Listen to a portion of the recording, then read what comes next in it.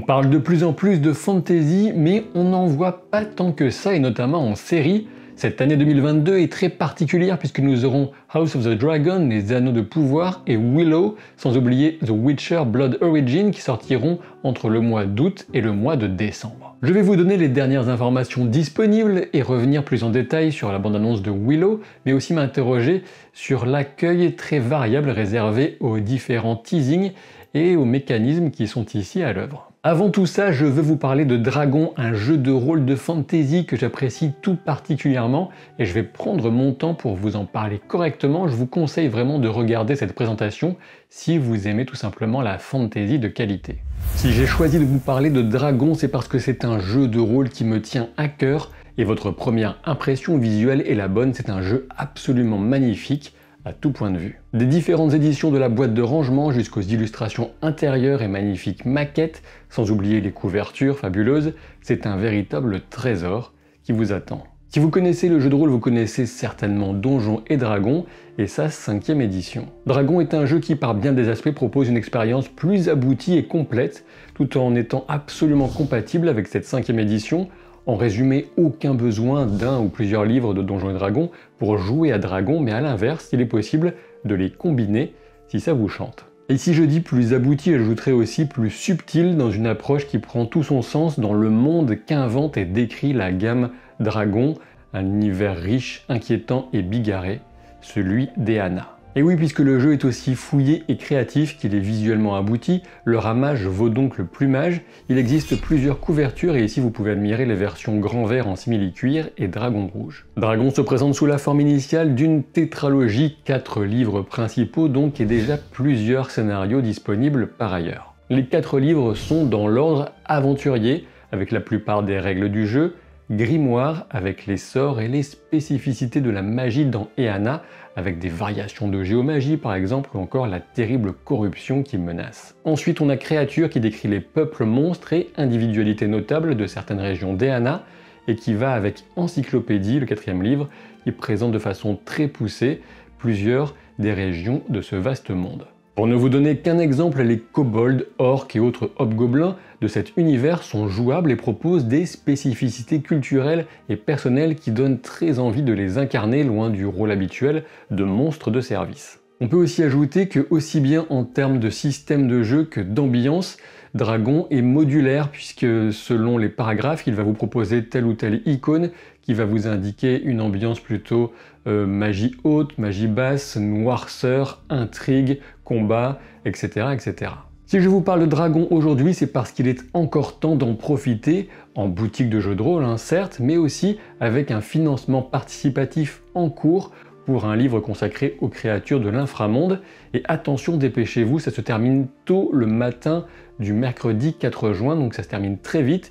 Il ne reste que quelques packs permettant d'acheter l'intégrale, et franchement, je vous recommande cette option si votre budget vous le permet, car ce sont plusieurs kilos de belle fantasy et des années de jeu que vous recevrez alors. Vous trouverez 2 liens en description de la vidéo, un vers Kickstarter et l'autre vers Ulule, puisque le financement est mené sur les 2 plateformes en parallèle, et sur Kickstarter, on peut très bien acheter le jeu en français par exemple. Sachez que c'est une équipe française qui est derrière ce magnifique projet. Bravo à Iris, notamment la principale autrice de cette gamme. Ne ratez pas cette belle occasion de profiter d'un jeu à la qualité que je trouve hors norme.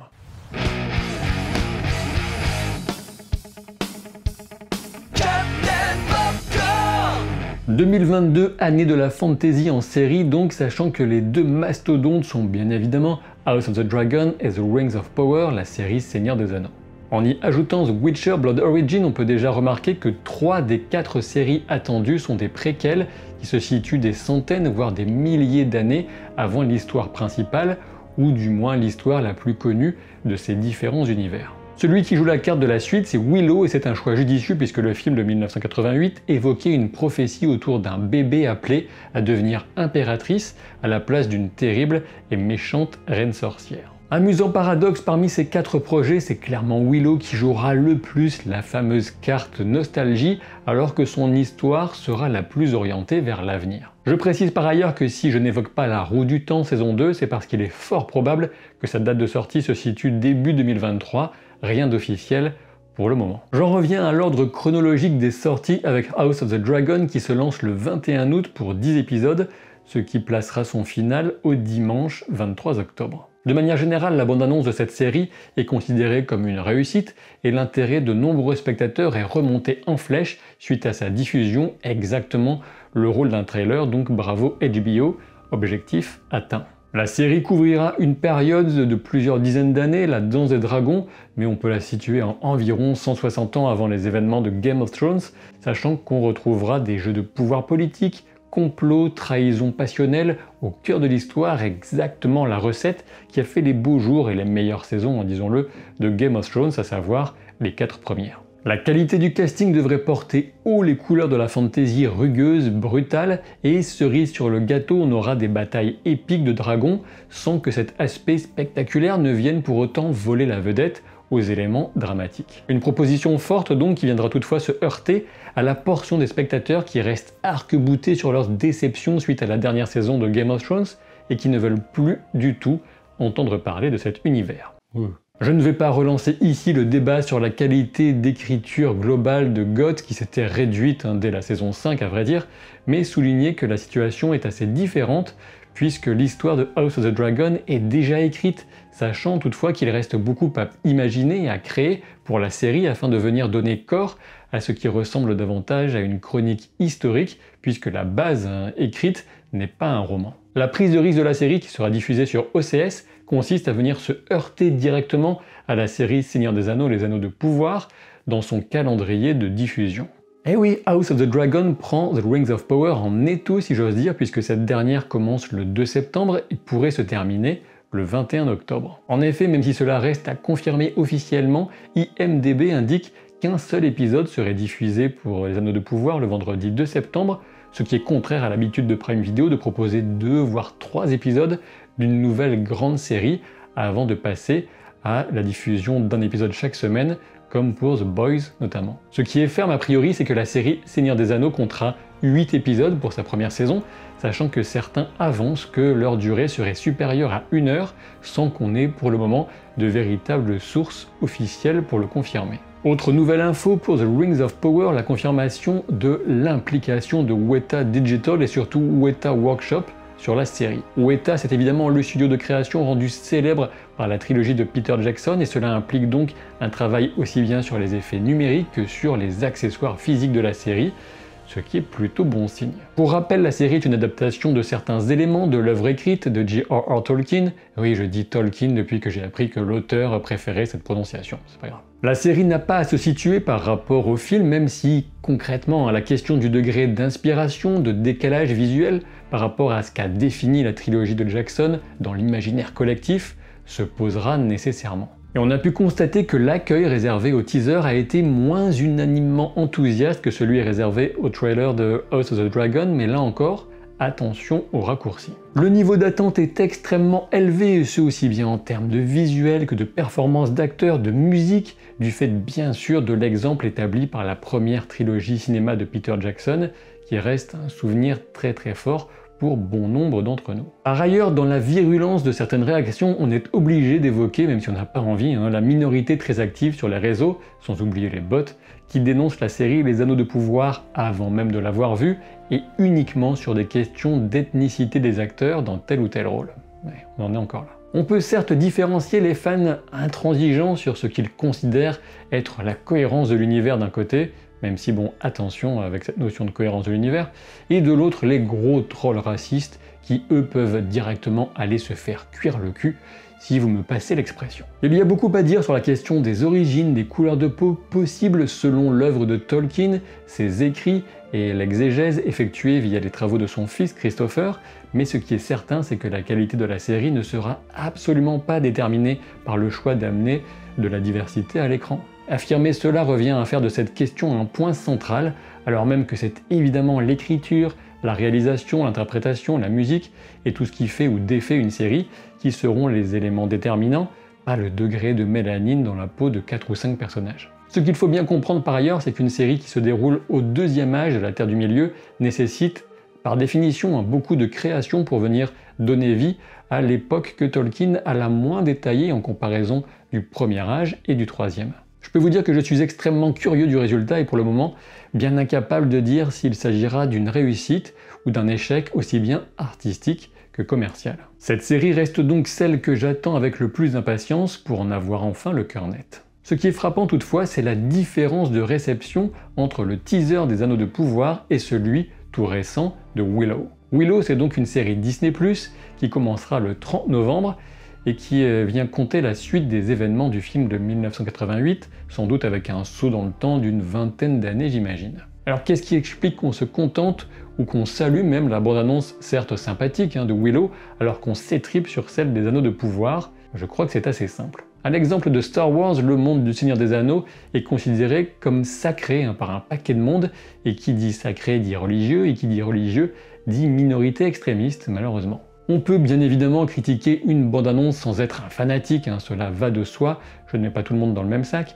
mais c'est quand on découvre avec stupeur la violence et l'exagération extrême de certaines réactions qu'on comprend toute la toxicité dont les réseaux sociaux peuvent être porteurs en générant aussi des phénomènes de meute. Alors pour Willow, bien sûr, c'est plus simple, le film n'a pas été un grand succès à sa sortie, mais il a marqué beaucoup d'enfants qui l'ont vu à l'époque, j'en fais partie, tout en gagnant doucement en popularité depuis, mais sans jamais vraiment atteindre, on peut le dire clairement, un niveau de véritable phénomène mondial, comme les œuvres citées précédemment, Star Wars, Seigneur des Anneaux ou encore Harry Potter.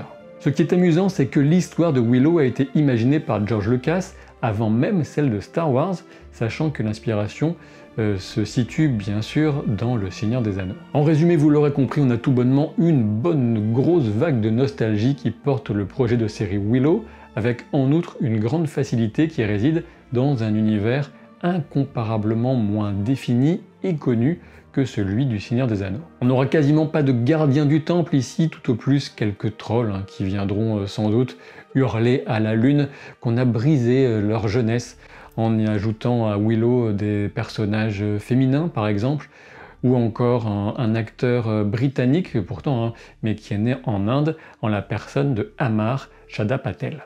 Ouh, c'est terrible. Un élément essentiel de cette bande-annonce réside dans la reprise du thème principal de la musique que James Horner a composé pour le film, un thème aussi simple qu'irrésistible, sachant que je vous recommande vraiment le film qui conserve un sens du rythme qui explique en partie pourquoi il a si bien vieilli, en tout cas de mon point de vue. Ce qui ressort dans la bande-annonce de Willow, c'est la place centrale de Warwick Davis, qui prend un rôle de mentor avec des pouvoirs a priori nettement plus affirmés qu'à l'époque du film, bien sûr.